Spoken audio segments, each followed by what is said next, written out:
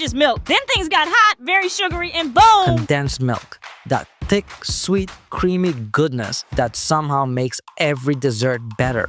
From brigadeiro to coffee, from cakes to those moments when you eat it straight from the can, we've all been there.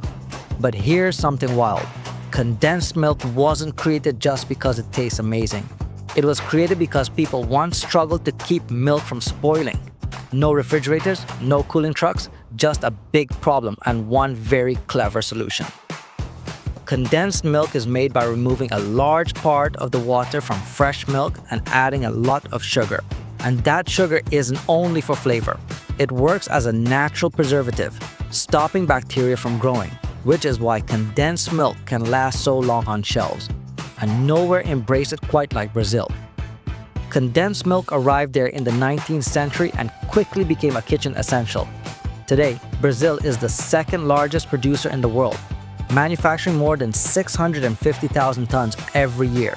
In fact, condensed milk is found in about 90% of Brazilian homes, with each person consuming an average of 6.4 kilograms per year.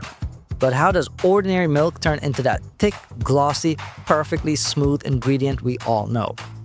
Before modern factories, condensed milk was born out of necessity. In the mid-1800s, fresh milk spoiled quickly, and that could be deadly, especially for children. A North American inventor named Gale Borden witnessed this problem during a ship voyage where children became sick due to spoiled milk. That moment pushed him to find a solution. He removed much of the water from milk, creating a concentrated and long-lasting product. And in 1856, he patented condensed milk in the United States. During the American Civil War, condensed milk became part of soldiers' rations because it was energy-dense, easy to transport, and didn't spoil. When soldiers returned home, they kept using it, and soon it spread to households everywhere. Today, the process starts on modern dairy farms. In the United States alone, there are over 60,000 dairy farms with more than 9 million cows. Milking is now highly mechanized. While manual milking allows about 6 cows per hour, modern equipment can handle more than 70 cows per worker. Cows are guided into clean milking stations, their udders are sanitized, suction cups are attached, and controlled vacuum pressure gently extracts the milk. Sensors detect when the cow is fully milked and automatically stop, keeping the animals comfortable. The milk flows directly into a refrigerated tank kept between 2 and 4 degrees Celsius and is transported in cooled tank trucks to the factory. Every batch is tested for temperature, antibiotics, contaminants, and quality before it's accepted. Inside the factory, the milk is filtered and stored in massive silos, some capable of holding up to 2.8 million liters, enough to produce more than 20 million cans of condensed milk. Next comes fat standardization.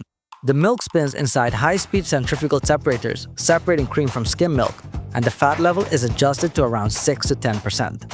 Then comes pasteurization, where the milk is heated to about 72 to 75 degrees Celsius for 15 seconds and rapidly cooled to kill harmful microorganisms while preserving flavor. Now comes the heart of the process. Sugar is added, usually around 40% of the milk's weight. The sweetened milk enters vacuum evaporators, where low pressure allows water to evaporate at lower temperatures.